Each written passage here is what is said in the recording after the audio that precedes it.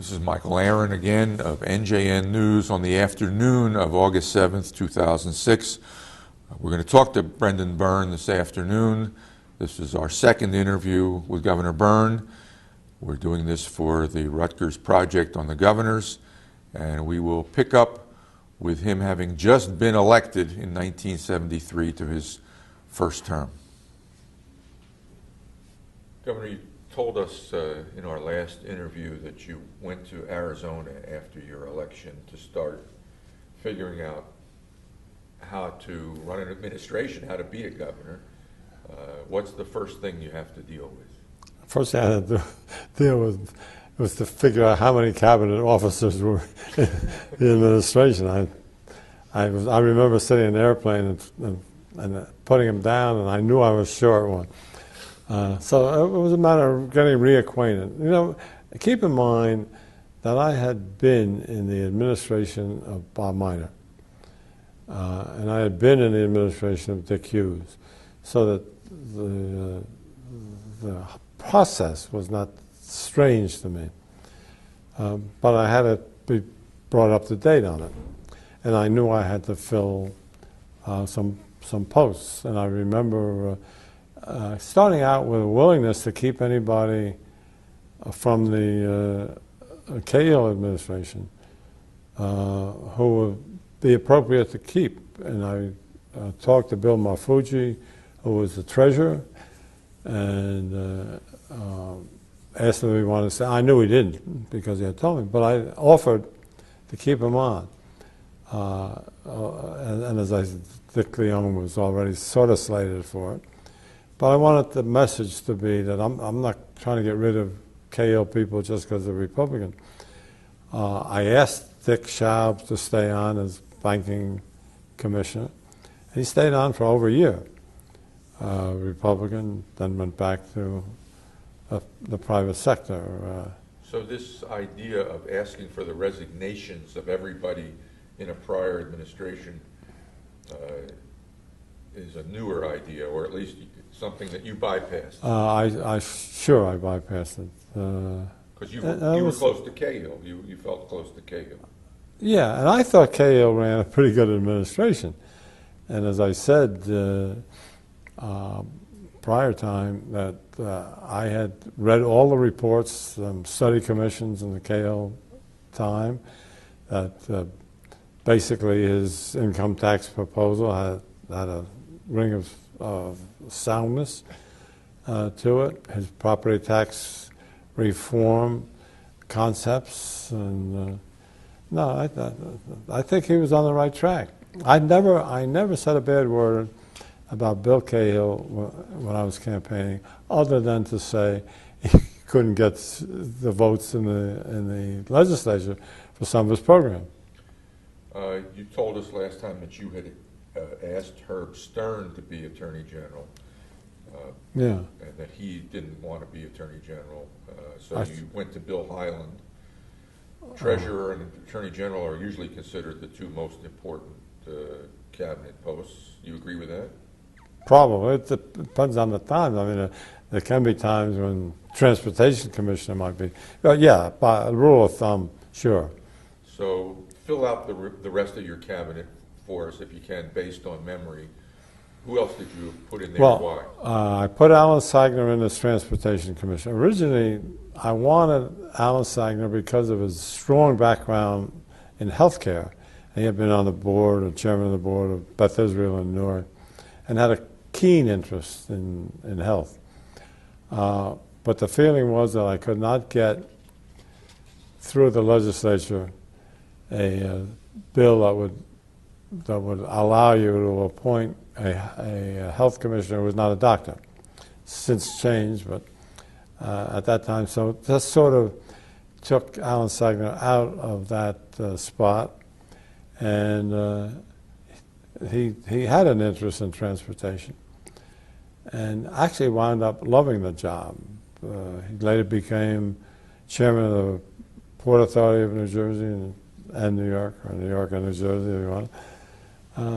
So yeah, Alan was good. He's a smart guy. He was a developer, and he was some of the transportation problems that we're facing, and also had, and this was important, also had an orientation toward mass transit. What today is called Human Services was institutions. Yes. What was its full name? Institutions and agencies, I think. And you put Ann Klein there. Well, I did, and that was another story because I did that without reading the statute. And the statute said I don't make the appointment at all, the board does.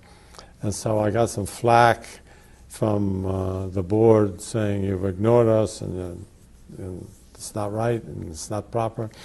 Actually, I think I had an Attorney General's opinion that said that it's illegal to delegate to the board appointments that the executive should make.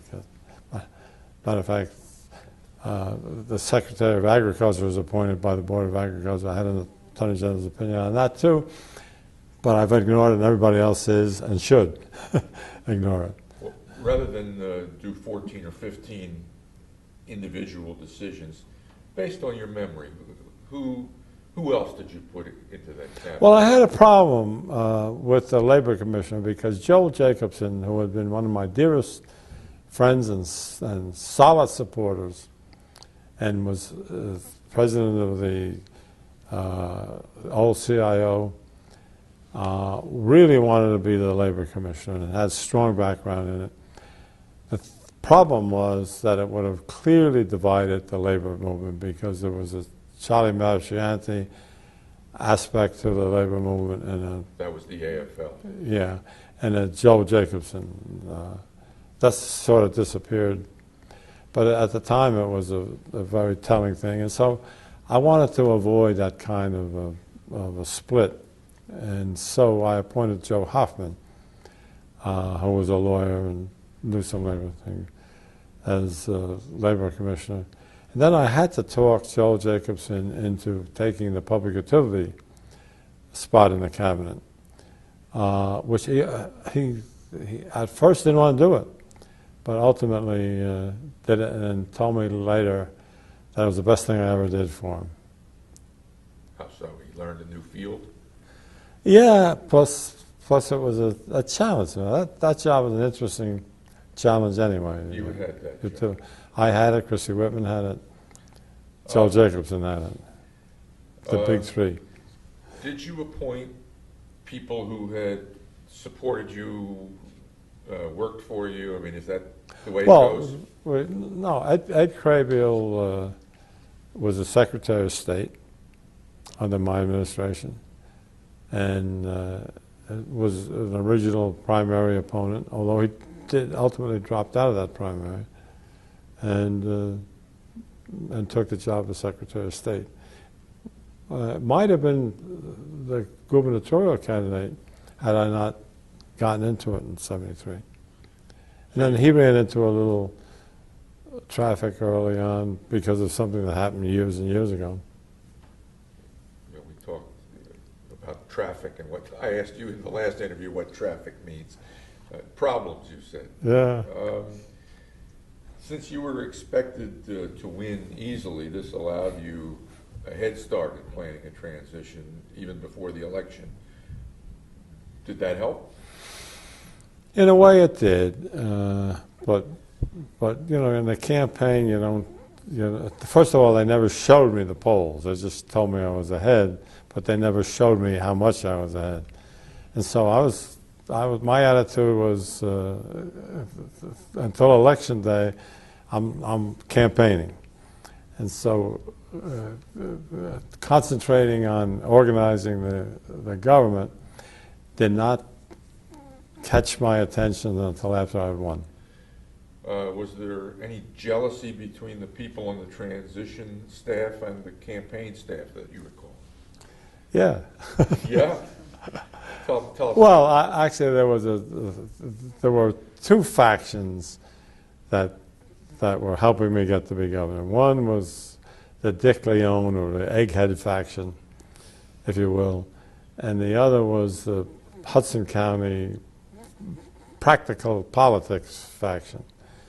And I thought, and I did have a Hudson County which was not looking to exploit the governorship.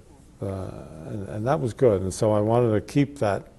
You know, people like Paul Jordan, who had been a reform mayor of Jersey City, and Mayor Fitzpatrick, who was part of a new leadership and power structure in Hudson County, were people I wanted to have a relationship. And the spokesman for that group became Jimmy Dugan.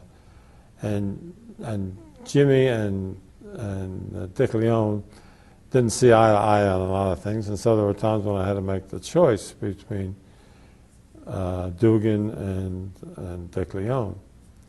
And mostly I came down on the side of Dick Leone because it was a kind of reform movement that I had envisioned. Dugan never forgave me. You had a real falling out with him? No, not really. I mean, Jimmy Dugan was there on things like the income tax. I mean, he was head of the Judiciary Committee. He did not ever, for spite, do anything.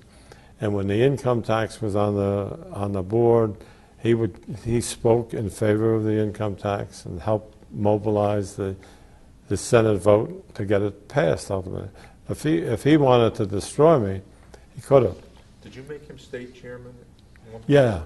Right after? Not at one point, but initially. Right then and there? What happens with state chairman is that traditionally, although technically the state committee elects a state chairman, the strong tradition is that the governor picks the state chairman and tells the state committee.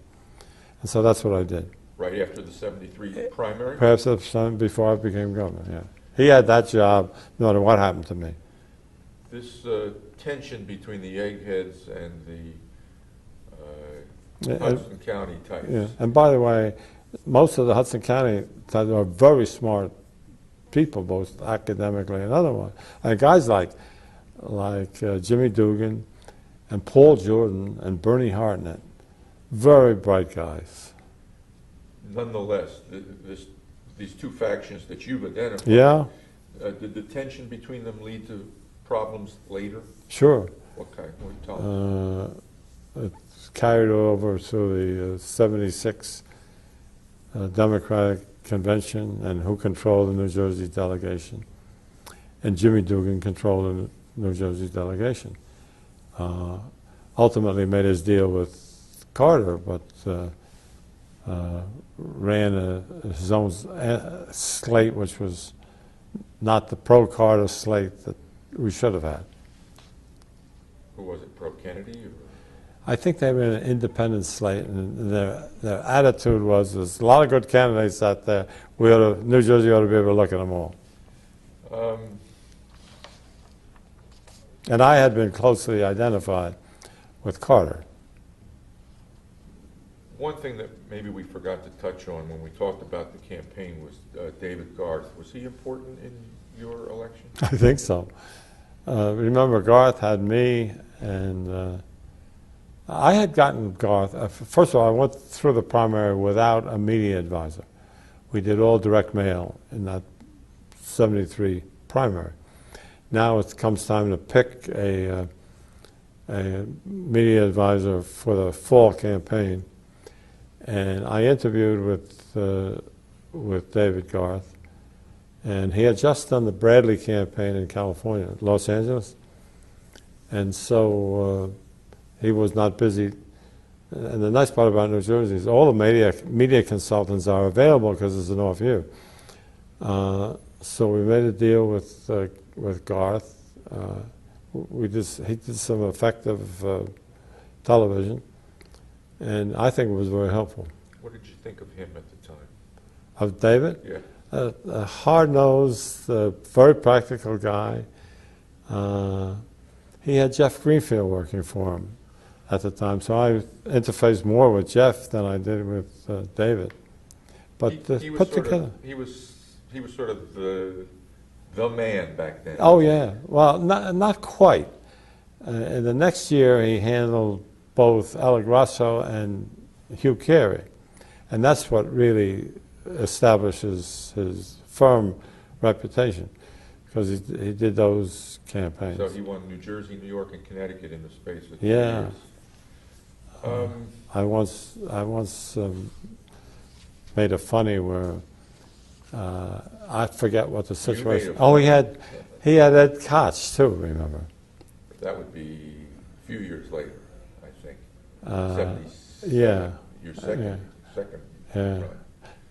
I once made a funny where Koch, Kerry, and I were testifying before some committee. And I said, you guys could have saved a lot of time and just had David Garth come in. And talks for us anyway. And were you surprised that Dick Leone wanted to be treasurer rather than in the governor's office? no, because he had been in the governor's office. I mean, he had been in the governor's office when Dick Hughes was governor. And so I think he had told me of his interest in being the state treasurer. And he was a good one. And plus, he gave the message that we're not fooling around. Because he was so serious and intelligent? No, because I think somehow he helped project the image that this was an administration that had a lot of integrity and wasn't for sale and wasn't peopled by anybody who was interested in other than good government. You're a newly elected governor. You've gone to Arizona to think about this and to get a little relaxation. You come back to Trenton and Princeton.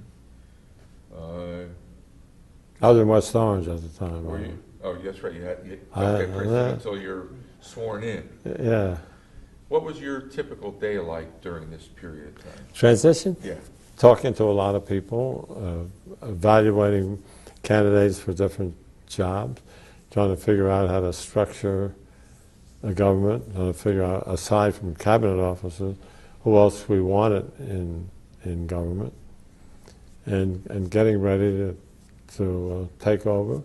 There was a budget problem, there was a shortfall, not a bad shortfall. And the trouble I got into, remember, by saying we don't need an income tax for the foreseeable future, was a statement I thought was honestly represented the fact that I could balance the state budget if I didn't have to deal with the education problem.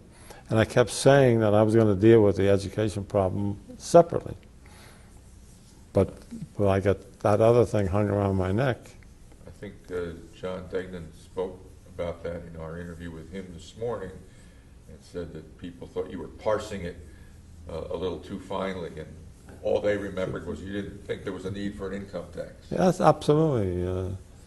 And if I'd run against Cahill, by the way, we both would have been for an income tax, because Cahill was.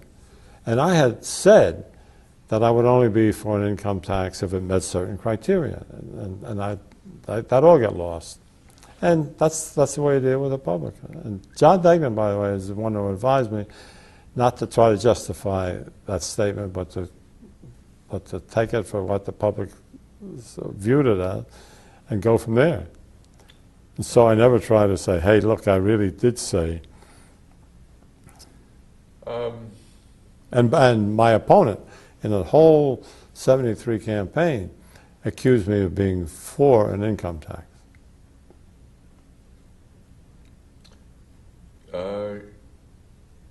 During the transition, did you come to Trenton every day, or did you work out of your home? Or? No, we had Bill Cahill gave me some offices across the hallway from the governor's office. In the state house. Right, yeah. I could get to Cahill in 20 steps, and so that was very nice about that. We had access to whatever in state government we needed. I talked to Cahill about who might have been good in his administration. He had a black health commissioner, and concept might have been ideal, but he did not recommend him for whatever reason, and so I found my own health commissioner. Who? But Joanne Finley, great lady as we speak, is still alive, and was a good health commissioner. Invented the diagnosis-related groups, the DRGs, Very controversial. which was then and is now, and it's still used in some. Is it? I don't hear that term Absolutely, anymore. no, you don't. But there's a lot of repayments based on the DRG concept, whether that's what they call it or not. That's what it is. Who'd you make your insurance commissioner? Jimmy Sheeran. And Jimmy Sheeran and I go back to high school days, where he was captain of the football team, a good football, and clearly the most popular guy in school, and had a great war record, and had done some insurance work for Cahill, so that he had the background to go into that, and became a very tough insurance commissioner. Was there a Department of Community Affairs in 1973? Yeah, and I think Pat Sheehan, was she from the get-go? I'm not sure. Okay. But she was a community affair. At one point I tried to abolish that department, and Pat Sheehan was so popular that the legislature wouldn't let me do it. Did you have to select a new head of the state police, or did you inherit someone? No, I inherited Colonel Kelly, who was an excellent head of the state police, had been there for a long time, well regarded, but there was a feeling that there was a stagnation in the state police. And so I did not reappoint Kelly. Let him stay there. I was happy to have him there, but he didn't like the idea of my not reappointing him, and ultimately left. And I think I made an interim appointment, and then had a search. It was a story in itself, which came up with nobody, and so I appointed Clint Pagano because I knew him from my prosecutor days. He's probably the longest-serving state police superintendent we've ever had. I don't know how long Schwarzkopf was there, but he may have. Who was your education commissioner? Ultimately, Fred Burke. And Fred Burke was also controversial. I got him from Rhode Island, where he had been an education commissioner.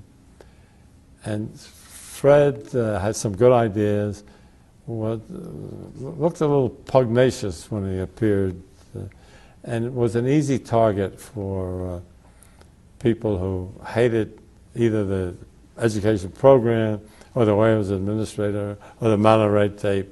And so he was there when we went through that whole education reform.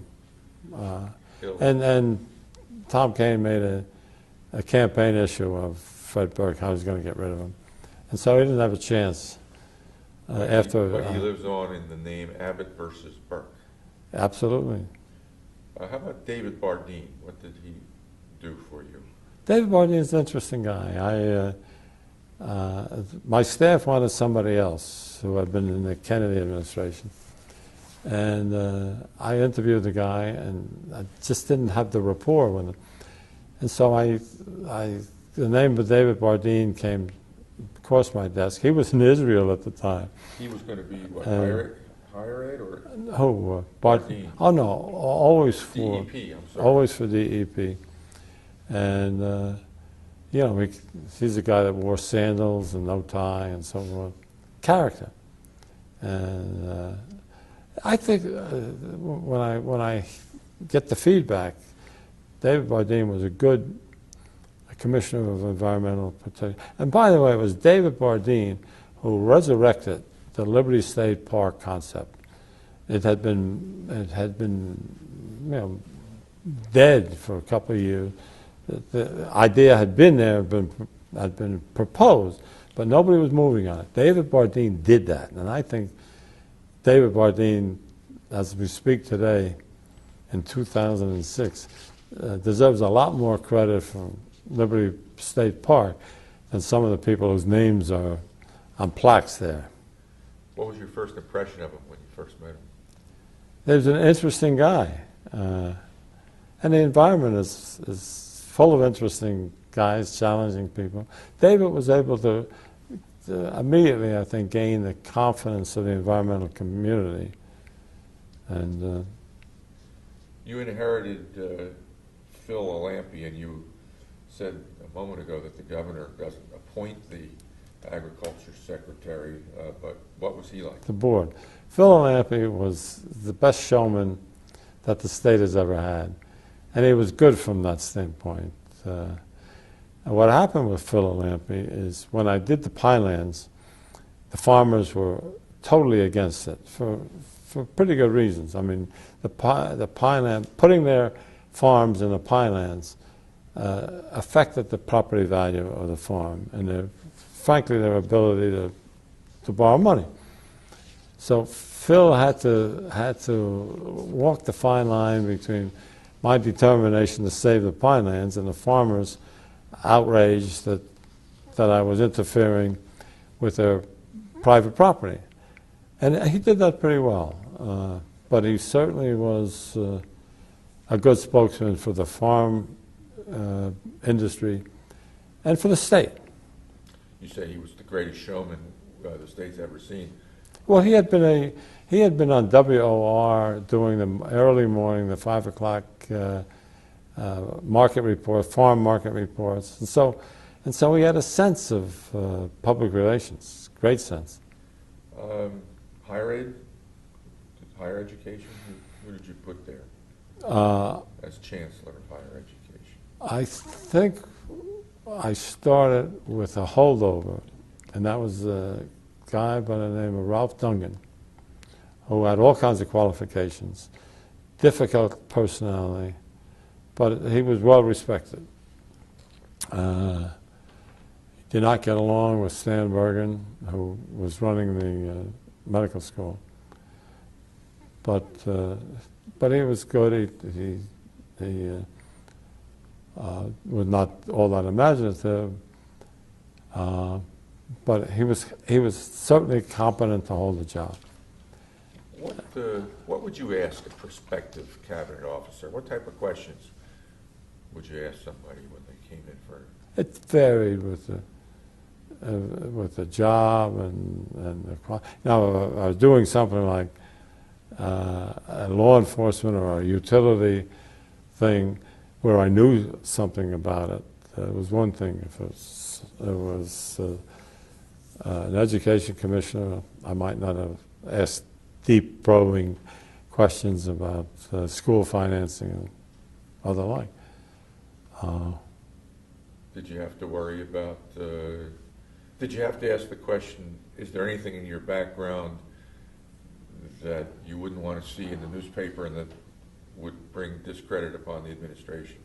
No, not that. We didn't have pretty careful background checks and state police checks, and every once in a while that would turn up something which disqualified a candidate. Whether I asked them point blank that no, it's ever commit a crime, I don't think I did that, but I had some pretty strong documentation of where they were and who they were and what their background was. You mentioned Dungan as a difficult personality. Did you ever have a falling out with him? No. As a matter of fact, I remember one time I went to dinner, mediated a dispute he was having with Stan Bergen. And they were bitter toward each other that night. Now, I've talked to, I think, both of them since that, and they said, nah, that was just a passing argument, which you have all the time in government. You have one view of something, and it's got another view.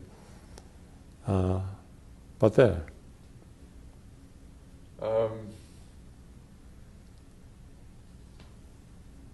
You get inaugurated.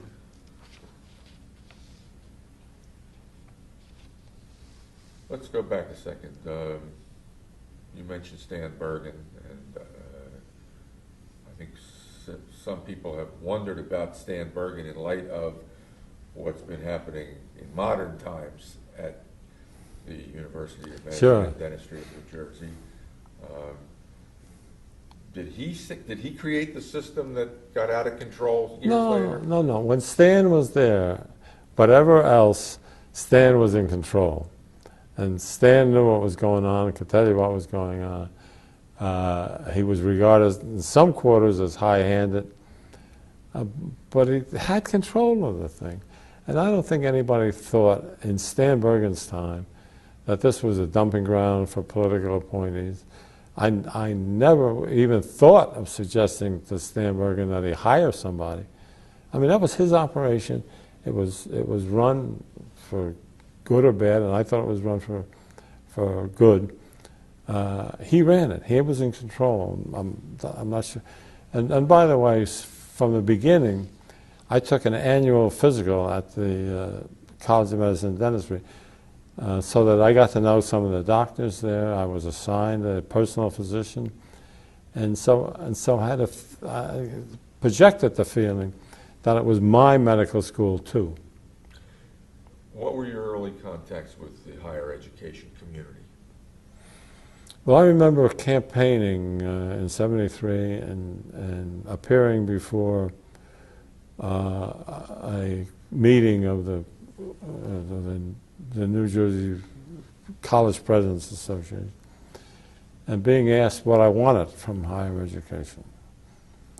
And I remember telling him that I had 7 kids and each one of them had different capabilities, and that I wanted a higher education program in New Jersey which would recognize the individuality of each one of my kids and provide an education consistent with bringing out the best of each of those kids. And from that little capsule, I think I got my message across that that's the kind of education system I wanted. That must have impressed them. It impresses me. That's Anyway. a good answer or a good statement. Yeah. Who was running Rutgers? Now Go ahead. the trouble is that I didn't have the kind of money that you really needed to make the state colleges as good as frankly I think they are now. I mean, I think the state colleges, if they had a chancellor like I wanted to keep, if they kept the chancellor, Christy Whitman got rid of the chancellor, it would help a lot. Susan Cole disagrees with me on that, but there you go. Anyway, I had Ted Hollander ultimately in the state college. You asked me about Rutgers. Yeah. Ed Blaustein had just been made the president of Rutgers, I think a year or so before, and I had great faith in Ed Blaustein. We fought because no matter what I gave him, he wanted more, and was always criticizing. And that was his job, sort of, because we were in a tight budget. You remember, my budgets were very tight budgets, even though a lot of money for education, but it was a redistribution of existing dollars. It wasn't more dollars. So Ed Blaustein and I would have our difficulties in terms of how much money Rutgers got. And What was your assessment of him as a leader? I thought he was good. I really thought he was good. I loved his wife, by the way,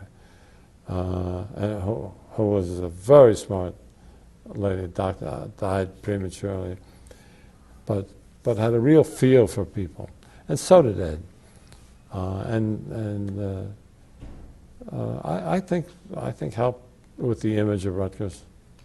Did you have any relations with some of the Catholic colleges of the state? Sure. Oh. Well, keep in mind, I went to Seton Hall for sort of a semester before the war. It was chaotic, but I went there. So I've always had a loyalty to Seton Hall, and I've always been close to, especially there was a Monsignor Fay in the early days of my administration, who I really loved. And I remember when we did a reenactment of not the Constitutional Convention, the Philadelphia thing in 1776, and I had to appoint delegates to it. I appointed Monsignor Fay as a delegate, and we became we became pretty good friends.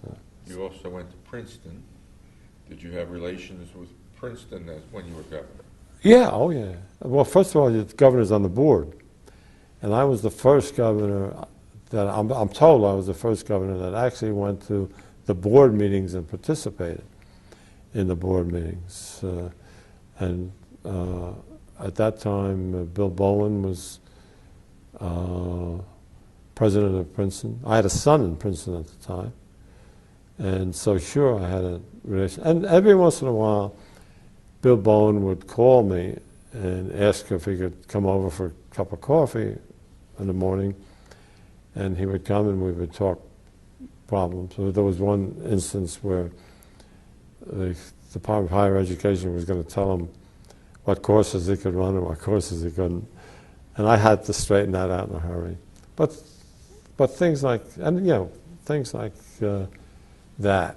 When you said come over for a cup of coffee, you were in Morven in Princeton? I was, yeah, he could walk.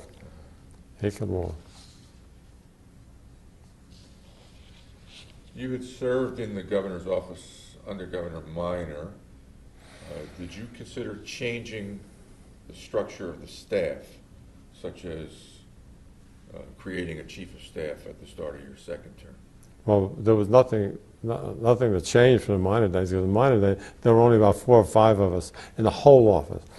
There was me, there was a press secretary, there was a policy guy, and a couple other people maybe, a council. But there were only 4 or 5 of us, so there was no way of talking about organization and structure. We all did our thing.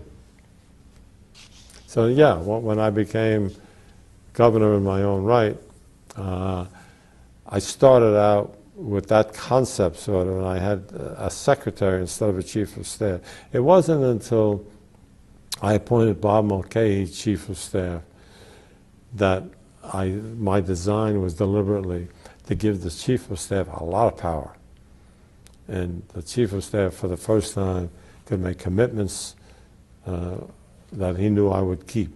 Why did you feel a need to do that? Because I needed somebody out there as a spokesman for me who could deal with the legislature and legislators and the legislator know that, you know, whatever the deal was going to be the deal.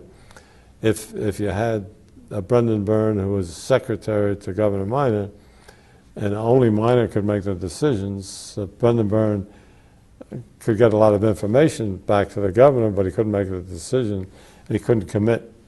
Had the job gotten bigger by then, do you think? Sure. So you needed surrogate government? Not only gotten bigger, but when I was working for Minor, the legislature had virtually no investigative power. I mean, they came in, they had no staff, they had no, they had Sam Alito, old Sam Alito, who sort of ran legislative services, but they sort of took your word. I mean, we would have a meeting when the legislature came in during the Minor administration.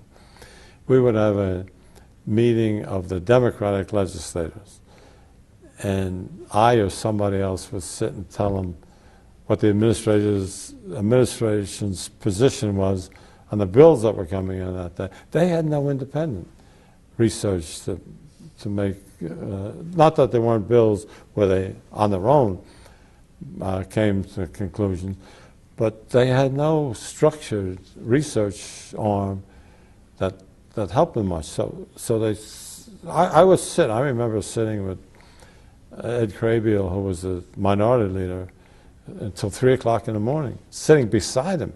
The bills would be posted and moved, and I would tell him which way the administration wanted the Democrats to vote on those bills. Now, by the time I'm governor, they have staff, they have research, they have commitments, they have all kinds of things. But I think they have a lot of lobbyists telling them what to do. Different. I think you went through your first term, though, still with the executive secretary Most of it. format. Yeah. John Degnan was it for a while. Yeah. Who else was executive secretary? It started with either Charlie Carella or Don Land. I think it started with Don Land, who had been the guy who really got me into this race. And Charlie Cabela was there for a very short time. He's today is your law partner. Yeah. And John then John Degnan. And then in the second? And then Henry Luther, who was the smartest political operative I think I've ever seen. Yeah? Henry Luther? Yeah. Great guy. And then in the second term, you created the chief of staff position for Bob Mulcahy. Right. And did Harold notice? Well, what happened there is I had to put somebody up in the Meadowlands in a hurry. I forget the guy's name, but I had a guy running the Meadowlands, and he got an offer for someplace in Texas, I think, and so he resigned. Now I got to run the Meadowlands, and I got to have somebody there that can handle it. So I called in Bob Mulcahy, and I said, I want to have dinner with you tonight. He had been your chief of staff for a couple of years at this point? Yeah. And we went over to Bucks County, and I laid it all out to him, and I said, but I got to have an answer within 24 hours. So he came back, and he said he would take the job, and that started a great new career for Bob Mulcahy. Who's now the athletic director at Rutgers. Sure. Bring him slowly into big-time football as we speak. What about the NJEA during the 1973 transition? Did they lobby you to support more tax money for education? The New Jersey NJEA was one man in the old days. It was this guy named Fred Hipp. And Fred Hipp was all-powerful. And you know, you dealt with the officers of NJEA, but you really dealt with Fred Hipp. And he was very helpful. And we had a good relationship. He supported good things and supported the income tax because his whole educational reform was in there. So I always got along well with NJE, and despite the fact that the major issues were income tax and school reform and so forth, the thing that endeared me to the NJEA was that I refused to let a judge put a teacher in jail. Tell us about that. There was a strike in some shore community, and a judge sent the leadership of the Education Association to jail. And I said that I don't want teachers giving jails a good name, and so I pardoned them. You pardoned them? Absolutely, and they never forgot. After the fact, or right away? So as soon as he sentenced them to jail, I pardoned them. That's a kind of an aggressive use of executive authority to slap down the judiciary. I am accused of using executive power aggressively through 8 years.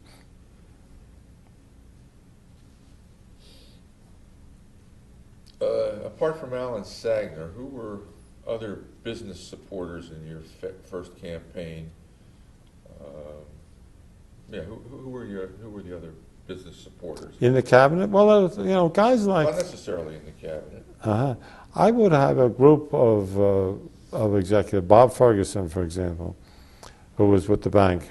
First National. At that time. State Bank. Yes. Now Wachovia. Anyway, Ferguson was the kind of guy who would tell it like it is, would holler at me. I had him on the Sports Authority, and was a solid guy, and I got to like him.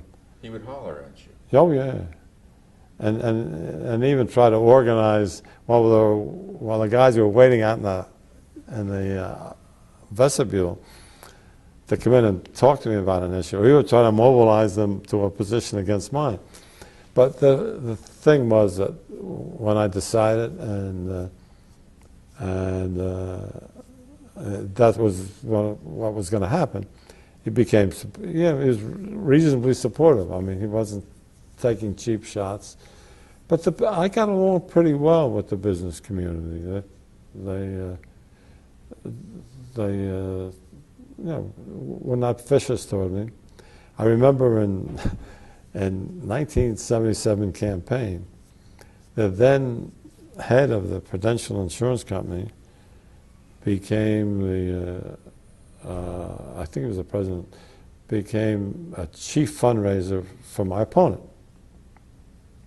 And when it was all over, he came down and sat with me, and I told him, he remembered this, I didn't. He said that he came down, sat with me, and I said, I am not going to hold against you the fact that you actively supported my opponent. I said, but I can't speak for my staff. And he said he never forgot that. But I also advised him that nobody at the Prudential, which was then the most powerful company in New Jersey, that nobody in the Prudential should become, that happened, the Prudential should become that partisan in especially gubernatorial elections. And they've followed that rule ever since. Why should they not? Because you're making enemies, or you got a governor who you oppose, and he gets elected. Yeah, where do you really go? Although you have to deal with the big companies in New Jersey, and you have to be sympathetic and helpful to them. But I had my fights with Prudential on other things too, on automobile insurance when they were in it. Who are your key labor supporters other than Joel Jacobson? Joel Jacobson. I had a traditional disagreement with Charlie Marchianti. Over what? Over, I'm not sure, but to begin with, over my policy of favoring mass transportation over highway projects. And so Charlie Marchianti became convinced that I was not his. He had been supporting Ralph DeRose, and I sort of knocked Ralph DeRose out in the first primary. And so I think he forever held that against me, although we had a working relationship for a while.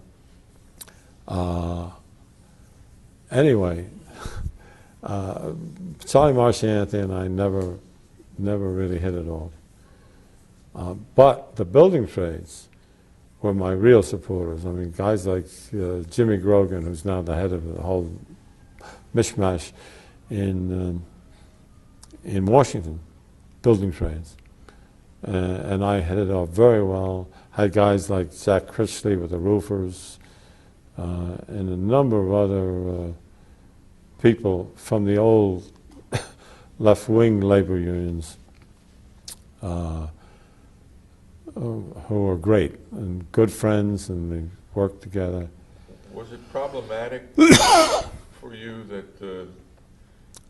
that probably the most visible labor leader, Charlie Marchianti, head of the AFL, and you didn't get along? Did that cause you any difficulty? I had so many difficulties.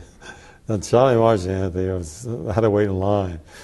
And by the way, the AFL did not endorse me in 1977, and were ready to endorse Ray Bateman, except that I made an appearance before their convention. They at least allowed me to speak with Ray Bateman at a big convention in Cherry Hill, and I was first. And I made I got to say, the best speech of my life. And pointed out, if you want this to happen, you gotta support me. If you want that to, and when I finished going through my record, which was a pretty solid pro-labor record, including minimum wage and all the traditional things, when I got finished with that speech, they gave me a standing ovation. And there was no way then that Charlie Marchianti, as powerful as he was, could get the endorsement for Bateman. So they were neutral? Yes. Did anyone that you wanted for your cabinet or for your high staff position reject the offer in your memory? Probably a lot of people. Offhand I don't remember. But did you ask when you start with the best person you can get, and you ask them, and the best person you can get may not be at all interested. And so you go to the second best. I offered Ray Bateman a job in my second administration. He turned me down. What'd I you think offer him? I probably one of the top jobs. I may have had to move somewhere, I got that. But and I also offered Tom Kane. And remember, I put Tom Kane on the Highway Authority, which gave him a little foothold when he started campaigning in '81. Oh. I had this conversation very recently with Christy Whitman about whether I was too partisan a Democrat, and I had heard that she always thought I was. As governor or later? As governor. She didn't really know me other than as governor.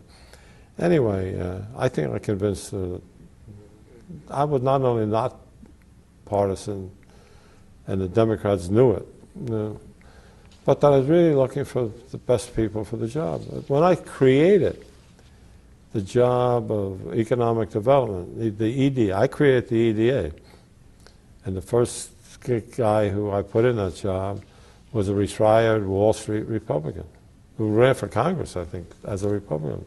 You remember his name? I'll think of it. Okay. Were you worried that Dick Leone and Luke Caden wouldn't get along with the traditional New Jersey pals and legislators? Oh, sure, and they didn't. But the context there, again, is that I didn't owe anything to anybody.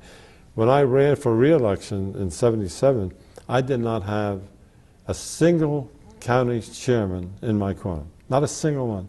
And Dave Walentz, who called me before the primary and told me I was going to win, called me later and said I was lying. I didn't think you had a chance. He said, you didn't have a single county chairman. So, you know, I didn't owe anybody anything. That was the unique part of my administration, is I didn't have any county chairman support, and I didn't have to raise a lot of money. And with those two things, you can be a pretty good governor.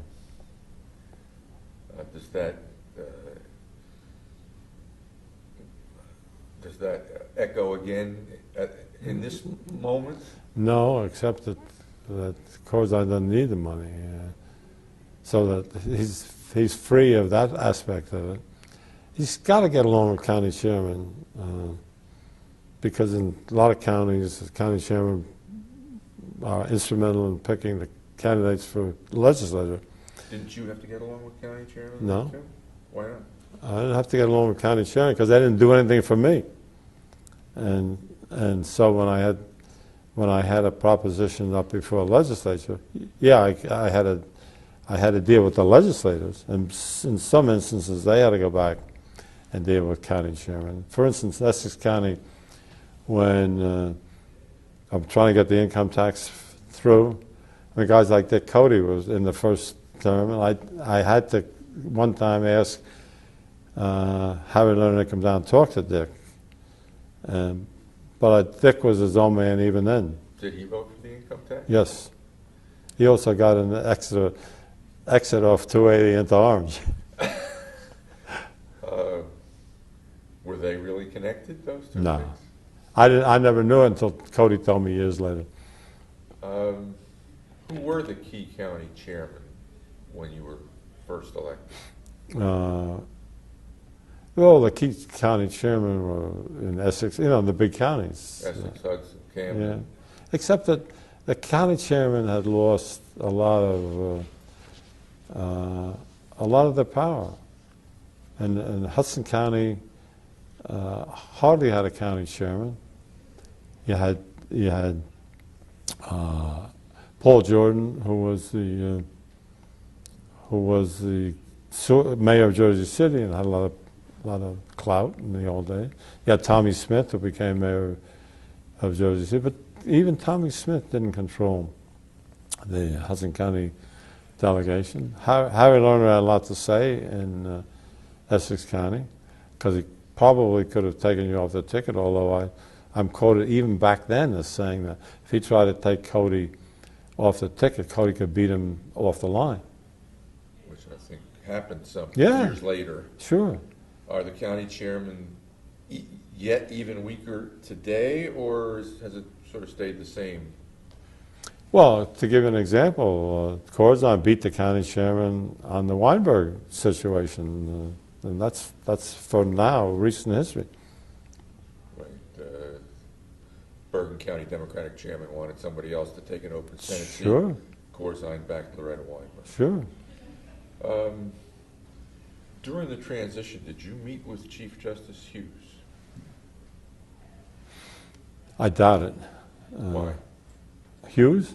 Yeah, why? Well, he was the Chief Justice. I mean, he didn't want to get involved in political stuff. And so Dick Hughes and I were good friends. But he's also a good friend of Ray Bateman. I think it was heart-wrenching for him to make that decision. But to call the Chief Justice and to say I want you. And by the way, Dick Hughes was the kind of guy that if I told him that I was thinking of Jack the Ripper for a job, he would find something good to say about Jack the Ripper. He was that kind. He didn't have anything bad to say about anybody. But it would have been inappropriate, are you suggesting, for you and the Chief Justice to talk at this point in time? I don't. By then, I don't. When I first became governor, Weintraub had just retired as Chief Justice, and I called him a lot. He and I were very close from my clerkship days, and so, for instance, I never appointed. While Joe Weintraub was alive, I never appointed a judge without his blessing. Really? Nope. And he knew them all? Or could find out about them. And I used him and Alec Waugh, who was a retired judge.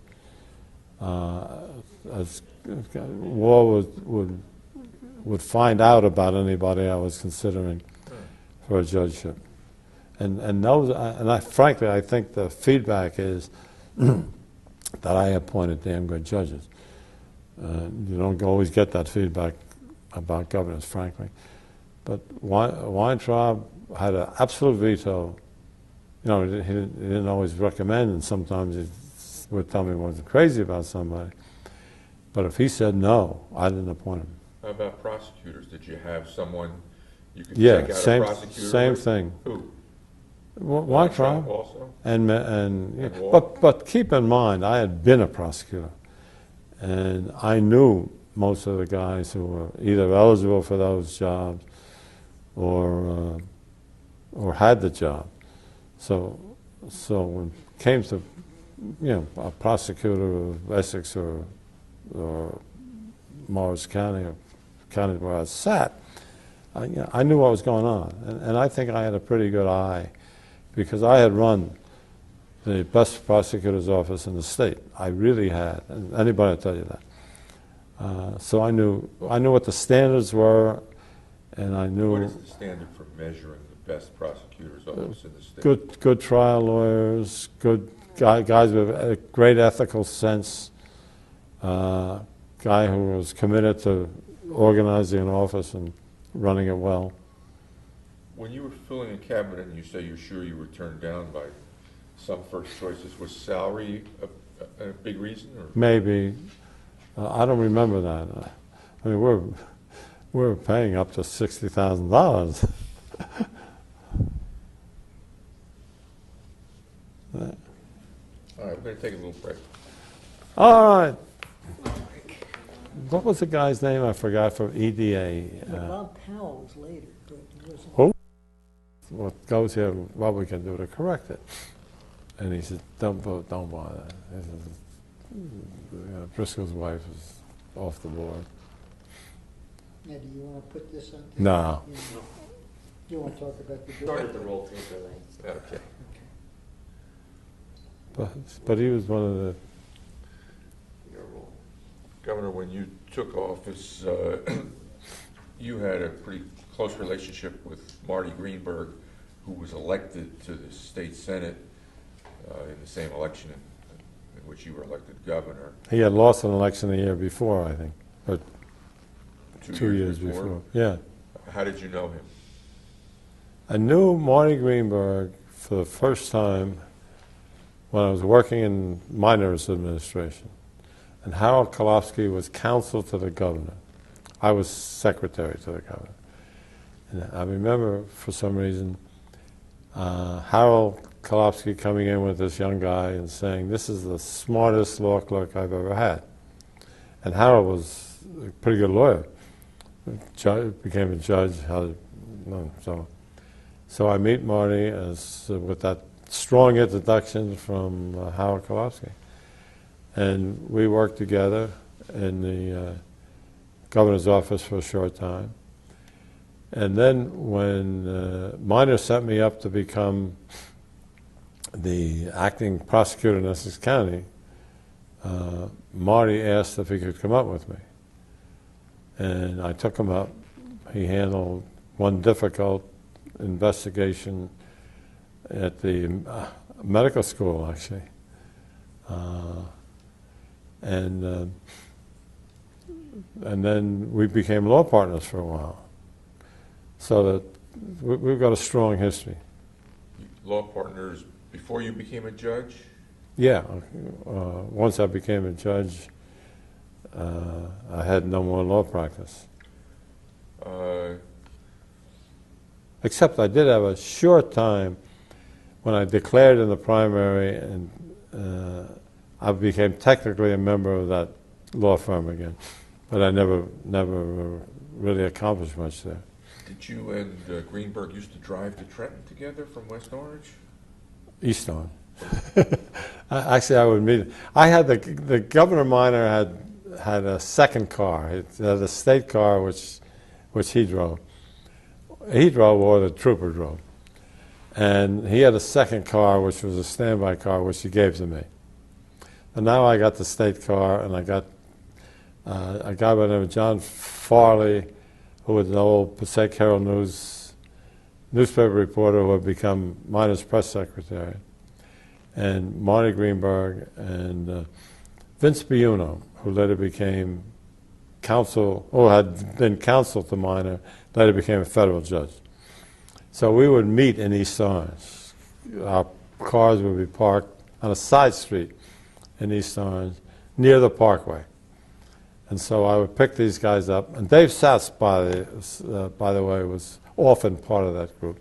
He would become U.S. Attorney. He would become U.S. Attorney. And so we would drive down together, and we would handicap horses on the way down. And we had a good time. We sort of looked forward to it. So bring us now up to 73 and 74. You're both newly elected, you and your ex-law partner.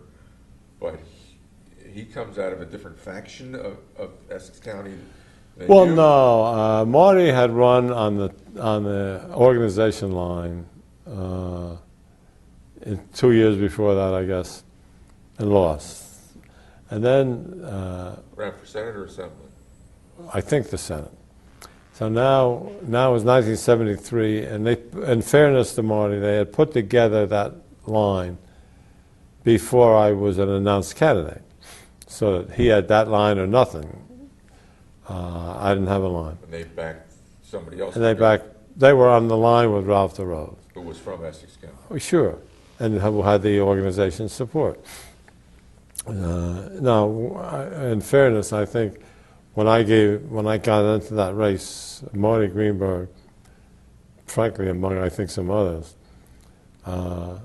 decided just to campaign for themselves and not to campaign for the rest of the ticket, especially for the gubernatorial candidate.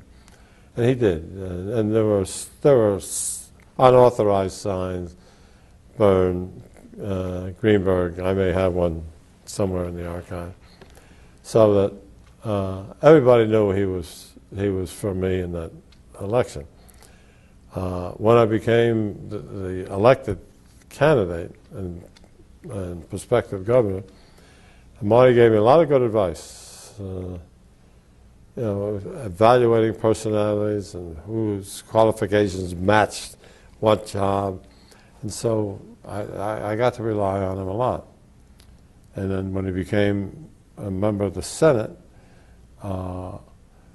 he helped me get some nominations through that otherwise might not have been so easy to get through.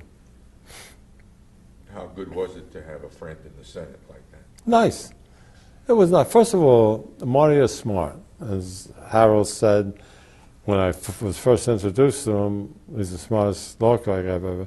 He's not only smart, but he's got street smarts. He's got experience. He comes out of the labor movement, and knew how to deal with people. Was he known as Brendan Byrne's guy in the Senate? Sure. And if somebody wanted a judgeship out of Essex County, they probably knew to go to Marty first and try to get his blessing. And Marty never asked me to compromise anything. And for instance, when he would give me a recommendation for a judgeship, a guy like Dave Landau, for instance, he was giving me a guy who had gone to law school at Harvard and who clearly was a qualified lawyer. And you were going to check him out with Joe Weintraub anyway. Sure. Yeah. Do you think anybody in the Senate was jealous of this rookie Greenberg? I have no idea, but he got along. He got along. I don't think he made enemies as such because of a relationship with me. The legislative leaders were not, the Senate president was not I don't think upset so. that this young freshman had a direct pipeline in the governor's office? Nah, I don't think so. Who knows? You mentioned off camera a name from Passaic County, Tony Grossi. Grossi. Tony Grossi. Yeah. Tell me about him. Tony Grossi, I really got to know Tony Grossi because he was one of 3 commissioners on the Public Utility Commission. I was one of them, and Bill Ozzett was one of them. And we got along famously together. I mean, Ozzett was a difficult personality for anybody but me. And we got along well. He was a brusque, abrupt, no-nonsense kind of guy. He was from Somerset County. Republican, yeah. And Tony Grossi was a smooth, typical politician from Passaic County. He knew the county, he knew how to... Democrat? Oh, yeah. Knew how to get along with people. He also had a great affinity for horse races and really taught me to become an expert in horse racing, which I am. I don't win, but I know what's going on. So we had a lot in common with politics and horse racing, and just became good friends. Now, when it looks like 1973 is going to happen, and we got a chance, I had several meetings with Tony Grossi. We would meet with some of our mutual friends, and he would advise me. At first, he advised me that I couldn't beat Cahill, and we dispersed. And then when it came to where Cahill was having his little problems, we would meet again. I remember Tony Grossi organizing a couple of strategy sessions for me with people, and he came out strongly for me. Is he one of the... Was he influential in getting you the vote in his county? Yeah, because Passaic County was difficult, always difficult for me for some reason, because I think, of too liberal a Democrat for Passaic County. You had the Herald News up there, but Tony was helpful, and he was already had his job, so that he wasn't looking for anything, just out of friendship. Who were some key advisors, other than Joe Weintraub, who weren't in the administration but or perhaps part of what sometimes is called a kitchen cabinet. Yeah, well, early on, old Archie Alexander, and I don't know if you remember that name. You've mentioned it he in the was last interview. He was your initial finance chairman. Well, that was young Archie. Oh, But his father had been Secretary of War back in maybe even the Roosevelt administration. Anyway, very well-respected guy. what part of the state? Somerset County. And he came up to see me at least once. When I was on the bench in 72, 73, I would have people call me and take me out to lunch, political people, and talk about the gubernatorial campaign. Helen Miner was one of them. I think Helen always liked me as a potential candidate. Archie Alexander, Ray Manahan,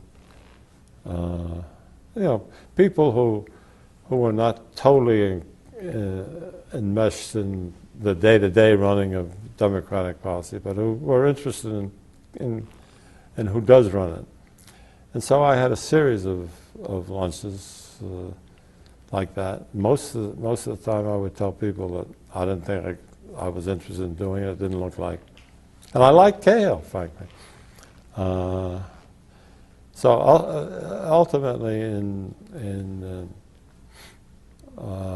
March or April, and I've talked to you about this, when it looked like Cahill was now going to be beatable, I got a hold of some of those people and we put it together.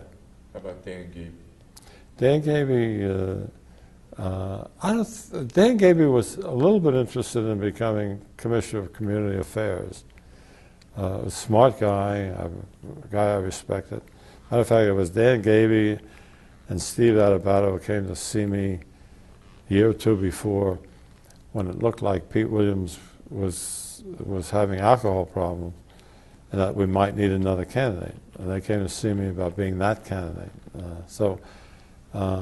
Dan Gaby and I think, have always shared a fairly liberal philosophy.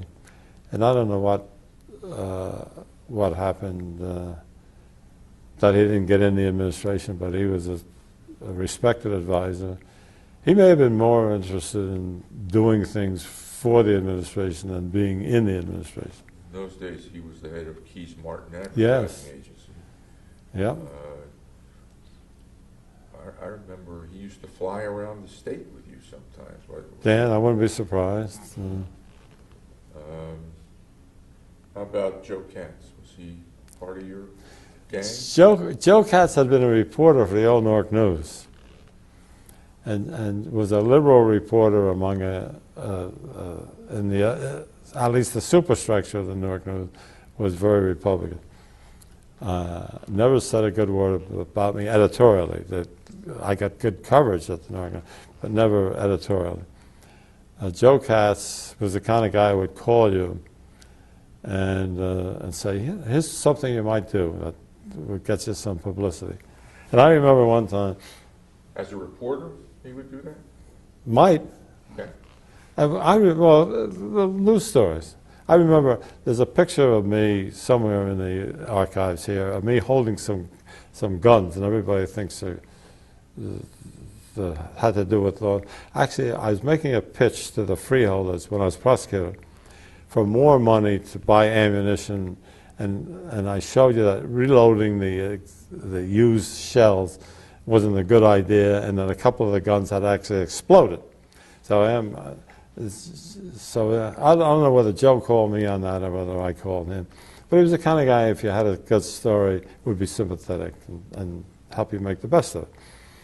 As a matter of fact, Joe Katz also became a press secretary to Dick Hughes. And so part of what I'm telling you is suggestions he made when he was in government, too. And it was Joe Katz who you could bounce something off and he'd give you a practical answer to it. And he was somehow related to Benny Bendit, who worked for me, and so forth. Actually, the statement I made when I announced for governor in the governor's office was written by Joe Katz. Really? I told him what I wanted to say and what I was going to do, and he wrote the statement. He knows that. Ken McPherson, Yes, what about him? I wouldn't have been governor without Ken. What happened when I changed my mind and decided maybe this would be the year to go, I called a guy by the name of Dave Waters. It was a law firm of Waters and McPherson. I had been with Dave Waters on the Public Utility Commission. He was secretary of the commission, so I knew him. So I call him when I'm doing this exploration, and I say, maybe I'm going to look at this. I need your help. And he says, I don't know anything about politics. You got to talk to my partner. Partner was Ken McPherson. And as I say, without Ken McPherson in the early days, I would have gone absolutely nowhere. And Ken McPherson he helped get me appointments with the key people in Hudson County, and was a catalyst for feedback I was getting on what was happening. And this is all within 10 days, by the way. And stayed with me. Did not want to come into government when I got elected. I put him on the Port Authority for a while, and even there, he just liked the kibitz. But he was a brilliant guy, brilliant lawyer, well-respected lawyer. Did well in the law practice, partly as a result of my becoming governor.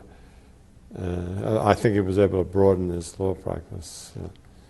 But clearly a well-respected political figure and a lawyer. How about Sandy Jaffe? Was he someone you spoke to as governor? Yeah, Sandy was more a theoretician than a practical politician. Who was? But Sandy Jaffe was a guy who Joe Weintraub recommended to me. He had been a law clerk for Weintraub. When I was prosecutor, Weintraub called me, as he very seldom did on the issue of personnel. Called me and told me that this was a guy who wanted to be a prosecutor, and that he was good, and I should take him, and had no political, credentials. So naturally, if Joe told me to take him, I would take him. He worked for me. When Kennedy became president in 1961, he had the U.S. Attorney's job in Newark to fill, offered it to me, and I didn't want it. So he gave it to Dave Satz, but they insisted that I give him an experienced prosecutor, and I gave him Sandy Jaffe. And Sandy went to the U.S. Attorney's Office, developed a great name for himself there, and later became head of the Governor's Commission to evaluate the Newark riots. Did a great job there. Was with the Ford Foundation after that. Was always a talent you could tap. I don't think he ever really was too interested in the day-to-day operations of government. But he's the kind of guy that you'd like to know. Is there anybody else we're leaving out among this? Well, Don Land was, who became eventually my Secretary of State, was one of the first guys to approach me. And when I turned him down, I revived that association when I decided I might want to try again. He was the first guy I called, was Don, and I said, "You think things are still open?" And remember, Hudson County had not made a commitment to any candidate with only 2 weeks to go. And Don said, "Well, let me make a couple of phone calls." And he called me back. He says, "I think we might be able to explore this." And so he got me started making phone calls and so forth. And it was Don Land and Ken McPherson who were with me when I went over to see Francis Fitzpatrick the night I got the endorsement of Hudson County. And everything flowed from that. So land, refresh my memory. You didn't appoint him immediately. I appointed him originally to work in the governor's office, and he always wanted to be Secretary of State. And when I had Ed Crabiel as Secretary of State, he deferred. But then later, I had an opening for Secretary of State, and I made Don Land the Secretary of State. Don Land held on to that job, and we had a little falling out when it came to who was going to be my successor, and I had too many friends running for it. Remember, Gibson was running, John Degan was running. Be your successor as governor. As governor. Yeah, there were a bunch of good candidates running. Now and we're Don Land. 81. We're talking about 81. 81. Okay. And Tommy Smith was running, and I thought Don Land, who got into it sort of late, was just spoiling it for John Degnan, for instance. And we had a little falling out over that. But I regard him as a good friend to this day. As you're taking office, did you get any advice from prior governors, Minor, Cahill, Driscoll? Well, Minor was quoted into my term as saying that he had to bite his tongue a lot of times. Minor was a lot more conservative than I was, yeah, he would come to see me once in a while, recommend things, and help me in the campaign, the first campaign especially, with contacting people. And a lot of the people who supported me in '73 were people I had met through the Minor administration. And there's still a couple of county chairmen left in the small counties and so forth.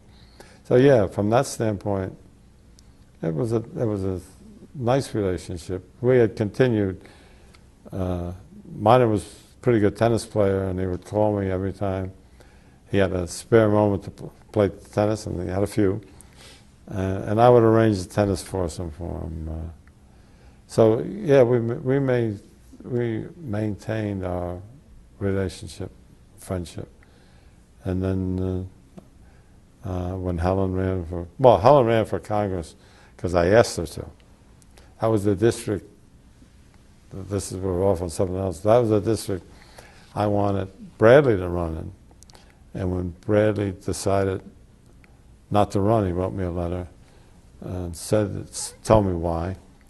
And then I turned to Helen Minor, who always sort of resented that she was my second choice.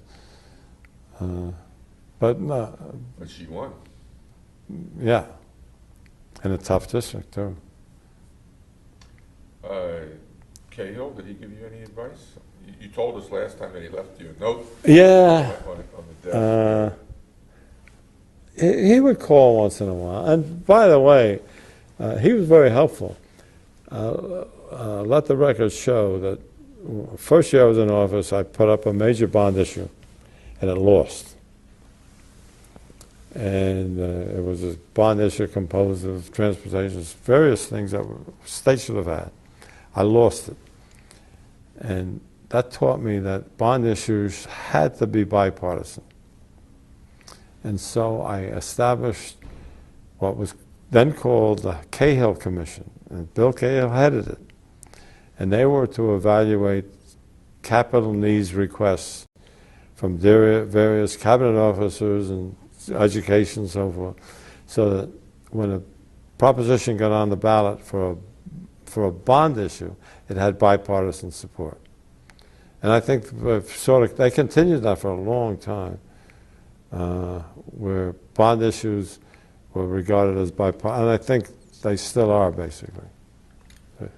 And should be. A governor putting a bond issue on makes it partisan automatically. So bond issues go on a bipartisan concept. Makes sense. How about Driscoll? Did you talk to Driscoll? No. No, I liked Driscoll, by the way. Driscoll had originally appointed my father to the Essex County Tax Board because Driscoll didn't like the Democratic organization in Essex County at the time. It's back in the late 40s, early 50s. And so my father was sort of a renegade Democrat. At least he wasn't part of the inner group. And the Republican chairman of Essex County recommended him, Republican chairman, for the Essex County Tax Board. And my father was appointed with Republican sponsorship. And then by the time his reappointment came up, I was sitting in the governor's office with minor, so minor had a reappointment, and then went on and on. And finally, Cahill calls me and says, your father's in his 80s now. It's time for him to retire. You agreed? Well, he fought it. He wanted me to sue Cahill. But it was time for him to go, and my brother and I talked him into retiring. Tell us about your inaugural. We had the inaugural at the old Trenton Armory, which is long since gone. We raised some money. There was nothing about that inaugural which I thought was particularly noteworthy, except that it made me, it was to celebrate becoming governor. Was it black tie? I think it was. I think it was. But it wasn't. You had to give a speech that day? Do you recall anything about your inaugural address? Oh, when I sworn in as governor? Yeah. Sure. Yeah. Sure. Who swore you in? Hughes, the Chief Justice? Yes. And the speech basically, well, I had various drafts, but it was basically written by Jeff Greenfield. Really? Who, as we speak, is a very highly visible commentator on political affairs nationally. Right. CNN now. Used to be ABC. Is that what he's on now? CNN, yeah. So he was working for David Garth at the time, and Sure. he was your speechwriter? I gave him a lot of stuff, but he put together pretty good inaugural. I did things like, I think either I or maybe Dick Leone picked out the quote from Woodrow Wilson, where I said that if you worry too much about being reelected, you're probably not worth reelecting. Which I told you the last time. That, Again, yeah, recently. we went through that. Yes, we did. You said off camera that you were less formally dressed for... I think I was the first governor that didn't use the formal morning dress at an inauguration. If you look at the You wore a pictures, business suit. I wore a business suit. Sure. Prior to that, it was tails. Yeah. Yeah. I have a picture somewhere of me greeting, or Dick Hughes greeting me at his inauguration. It's in some collection that's here, and he was formally dressed. How did your family feel about you being elected governor? Your immediate family? My then wife said it was up to me. I think the kids got a kick out of it. Billy was 4 years old at the time and had some trouble adjusting, but because he had been raised in the first 4 years, in the quiet life of a judge's kid, and he's sort of isolated. Now all of a sudden, a campaign starts, and there's people at my doorstep starting at breakfast, and they're milling around the house, and the house is no longer what this 4-year-old kid expected. But the rest of them, well, Tom Byrne, at the time, was a freshman at Princeton University. He was a reporter for the Daily Princetonian, had written an article saying that it was too late for me to get in the race, and they were upset that he didn't have a scoop on the story when I did get in. So he had always liked politics, and It became a challenge for him. Once you became governor, you're to some extent in a fishbowl, I assume. Was that difficult for your wife or your children? Well, if you asked my wife at the time, she would have said it was difficult.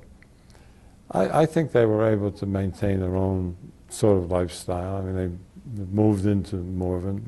We did live in Morven virtually the whole time I was governor, not like Tom Kane, who rarely used it. But I think the kids adjusted pretty well. Nancy was in college part of the time I was governor, and so forth. So yeah, I think they did all right. Fortunately, by the way, Nancy was in college when the ceiling fell from her bedroom at Morven, and we had to redo the whole ceiling. But if she hadn't been in college, it would have hit her in the head with the ceiling fell. What was Morven like as a place to live? It's a nice place, and the kids liked it. And it was 2 blocks from the center of town, and they could come and go. There was no fence for the longest time we were in Morven. We only put up a fence when the security people sort of made us. People would come wandering into the house. One time somebody came wandering into the house during an energy crisis, and I had ordered thermometers down in the house. Somebody knocked at the door, told us they wanted to read our thermometer. So we let them. Were you in compliance? Fortunately, we were doing what I asked everybody else to do, sure. But it became too much to just have people wandering around, and especially with all the security problems. Did you have a state police detail there One. every night? We would have one state trooper on duty all the time. Yeah. But that wasn't like it is now, where you have all kinds of security things. I had one state trooper assigned to me, and no advance. Like now they have an advance, and they have a following car, and they have a lot of, and it's grown. I mean, I helped grow it. I remember at one legislative correspondence dinner, Bob Byrne gets up and says, he's got 4 troopers now, and I only had 1.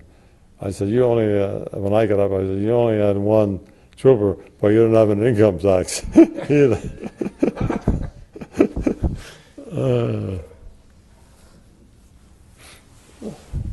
What was your typical day like as governor?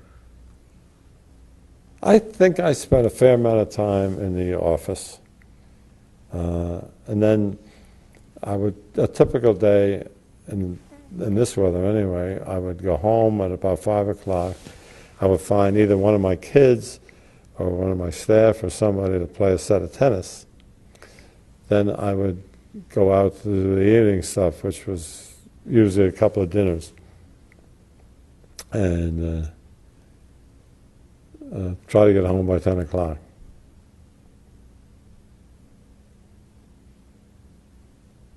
And I would have a lot of meetings that morning. First of all, I would get up in the morning and I would have my breakfast. And then I would... What time did you get? 6:30. And then I would have breakfast and I would use the phone early in the morning. People would call. People knew that between 8 and 9 o'clock they could usually get me at Morven. And we would do things by telephone. And then I would get into the office till 9:30 maybe. And by that time I would have a lot of stuff done. Who would you typically talk to between 8 and 9? Legislators, cabinet members, politicians, people who would just as soon talk to me on the telephone as to march into the State House. And sometimes people would come to the house who didn't want to march into the State House. A guy like Kenny McPherson, So nothing to hide, but he liked his privacy, and found it more convenient to come down.